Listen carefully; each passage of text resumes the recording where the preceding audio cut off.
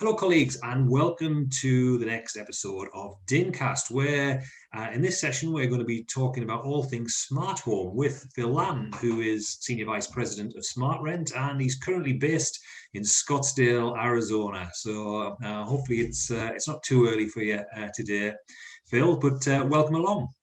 Yeah, thank you for having me in.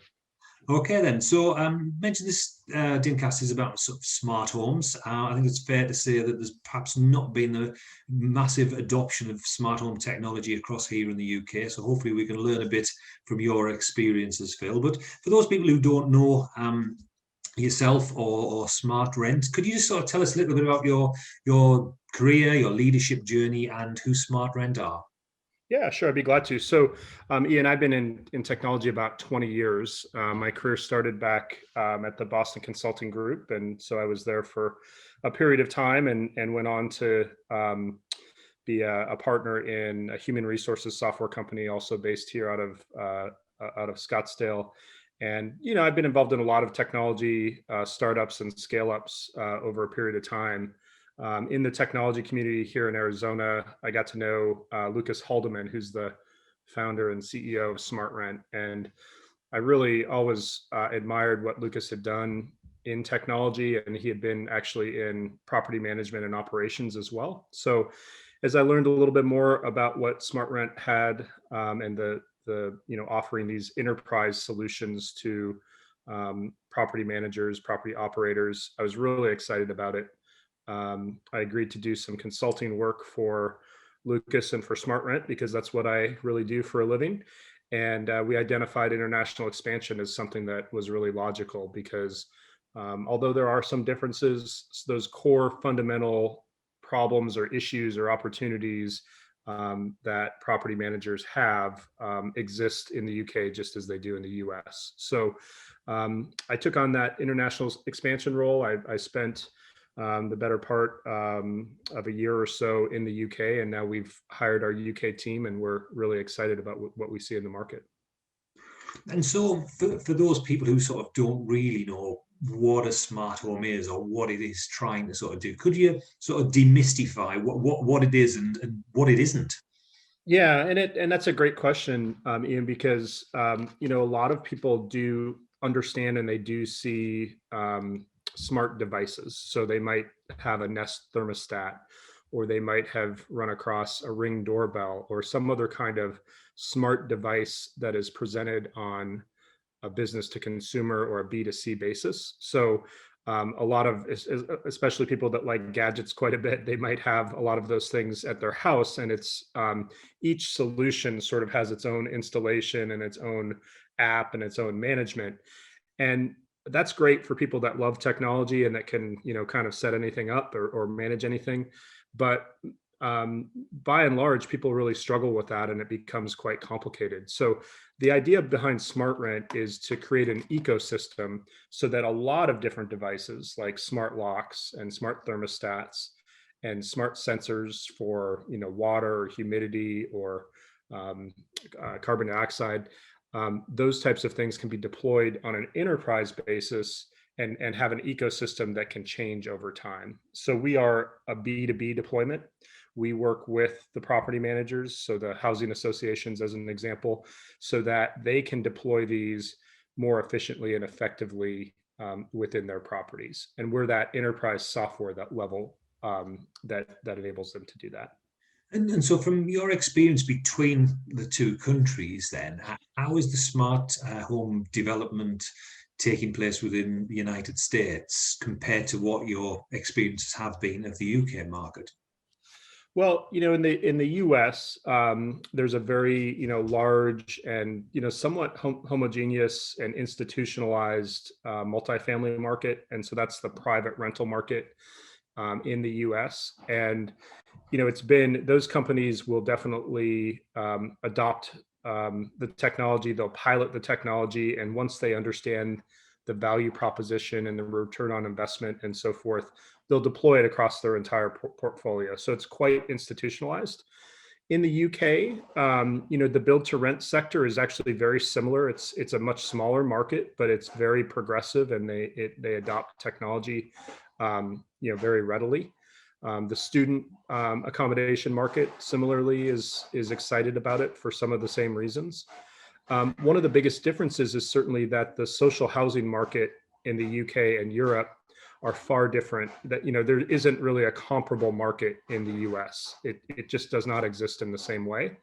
And so social housing is, you know, just has, it's the same technology, it's an ecosystem. It's just that what's important to the housing associations that we engage with is just slightly different. It's much more about safety and compliance and wellness. And there's just different points of emphasis that can be addressed. Now, those same elements of value proposition and return on investment also exist in social housing. It's just that the social housing community looks at this just a little bit differently than the fully private rental market. And bear in mind, as I say, that there are some significant advantages here of having a smart home. You've mentioned there about sort of safety and well-being and compliance around that. What do you think are the barriers or I suppose the opportunities to scale smart homes across a social housing stock? Well, I mean, the barriers are simply human nature. You know, change is difficult, and you know, we appreciate that. You know, there are some operators that, you know, people use Excel spreadsheets for a whole range of things where there are dedicated, you know, targeted software packages that address those types of issues. And over time, of course, people adopt the technologies that are really tailored and suited to enable them to do these things more effectively. But change is hard. So human nature and the status quo are things that are impediments. And, you know, rightfully so. You know, housing associations have to be very prudent and be very careful about how they spend their money. So they need to understand the value proposition and return on investment. One of the nice things, Ian, is that with this technology, it's not like a software where you move everything onto the software platform and every property and every unit is there. You can do pilots that are as small as a single unit so that you can see how a smart lock operates and how a thermostat operates and how the sensors operate and so forth. And so really the barrier for experimenting with this technology is extraordinarily low. You know, it's a few £100 for a given unit to see what the technology looks and feels like.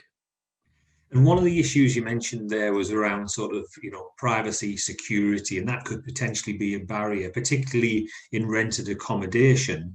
What sort of assurances or what sort of protections are in place to, you know, to manage those data and security concerns, particularly from a resident's perspective? Yeah, I mean, information security is tremendously important. I think everybody agrees upon that at this point. And you know, compliance with GDPR and other information security regulations is very important. From the very beginning, the software has been architected so that the operator of the property sees information that is relevant to them, but doesn't see information that might compromise some of the personal privacy concerns of the residents. So examples of that would be there's not anything in the software that the operator can track when people are coming or going by virtue of the smart lock or the Ring camera or anything like that. By contrast, if there's a leak, both the resident and the property manager are notified so that they can do something about it. So those decisions were made early on. And then, you know, Smart Rent, we've raised over $100 million from institutional investors. We have an investment from Amazon. And throughout all of those due diligence processes, information security has been at the top of the list. So we've been fortunate that that's been a priority since the beginning of the company. So for a social housing provider looking to get started in the smart home market, you know, how quickly could they get up and running, and what sort of investments cost might there be to sort of, smart some of their existing stock? Yeah, well, it's a good question. I've learned to answer that question just generally in business that from the time that a decision is made, it would only take 3 to 4 weeks. So, by far, there's a lot of time spent on the front end. We are very much in an educational mode and trying to work with the social housing community to articulate this enterprise software and this ecosystem for smart devices and how that relates to helping people manage properties more efficiently and effectively. But once a decision is made, really, it's a 3 or 4 week process. We would go walk the property with the client to see which units they would like to pilot. Typically pilots are as few as a couple of units up to maybe a whole property, but it's up to the client. And then it would be a matter of procuring the hardware, which typically costs, if you're talking about a smart lock, a smart thermostat, a hub, and a couple of sensors, you're in the 400 or 500 pound range. There is a price to the enterprise software. Typically, that'll be waived during the course of the pilot, so the client can decide whether they want to proceed or not. One of the things, though, Ian, that people sometimes miss is they look at the price tag of a lock or a thermostat or something like that, and they forget the total cost of ownership. So whereas a smart lock might cost 100 pounds more than a dumb lock, when residents turn over or change out, you don't have to replace the smart lock. The code is reset, and so you can safely have the same lock without fear of a prior resident cutting keys or having access. There are other advantages for the long-term total cost of ownership that really make these smart devices actually more affordable than the dumb devices that are the status quo right now.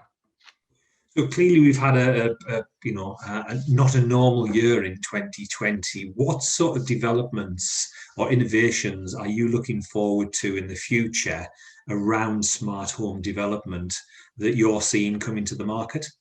Yeah, well, I think it's now become apparent around the world that the COVID pandemic has accelerated the adoption of technology. So, we in the U.S. we have the largest deployment of smart apartments throughout the United States, and there was a pause in the spring, in the late spring, because installation was sort of frozen. But now it's picked up, and we've actually had record months. And the importance of the home as well. I have 3 children down the hall from me that are doing virtual school right now, and having good Wi-Fi, having a nice home with the conveniences is even more important than ever. And I think in social housing, this digital divide and making sure that that's available for residents is also important. In the future, again, this is an ecosystem, so we're not betting on one particular device, but in the future, there are going to be innovations that can be incorporated into this platform. One of the best examples really is with elder care, or in the US, we would call it senior housing, so that they would, their sensors just to make sure that someone is opening the refrigerator or up and about, those types of things can be incorporated into this platform. They're not fully there yet, but I think that that's coming very soon. And I think that would have been a wonderful thing during this COVID crisis to help check on those, loved ones that need help. Yeah, I mean, you've touched on a really interesting point there about sort of technology because it is developing at such a rate. I suppose from an investment point of view, particularly with some of the large landlords we have over here, that obsolescence might be an issue. And I just wondered, is this something that's come up in the States before? It's a great question, and it has come up. I think a lot of in the U.S. multifamily sector, just as in the build to rent sector in the U.K. And in other property sectors, a lot of investments are made with a long-term horizon, which is great because people are operating are investing in these properties so that they operate effectively and efficiently. However, technology is not something that you're going to invest in one time and it's going to last 20 years. It's just not, if you look at the technologies from 20 years ago, we've made so many advancements that it would be foolish not to continue to invest in technology. But the key thing about SmartRent is that it's this ecosystem or platform that's going to allow you to plug that innovation in over time. So when the next great thing that is meaningful to housing associations and residents comes along, it can be incorporated into the platform. So the platform is a long-term investment. The individual devices, some of them have long-term lives. Smart locks last a long time. Smart thermostats last a long time. But if there are new innovations that come along, those can be plugged in. And property managers should expect to be reinvesting in their technology over time. Well, look, Phil, it's been an absolute pleasure talking with you today, and hopefully, you've answered a lot of questions that viewers and listeners might have about sort of smart homes, and hopefully, with Smart Rent and DIN, we might be able to run some pilots over here in 2021, and we can see what all this technology can do. So, thank you very much. Yeah, thank you, Ian. We would look forward to that. Take care.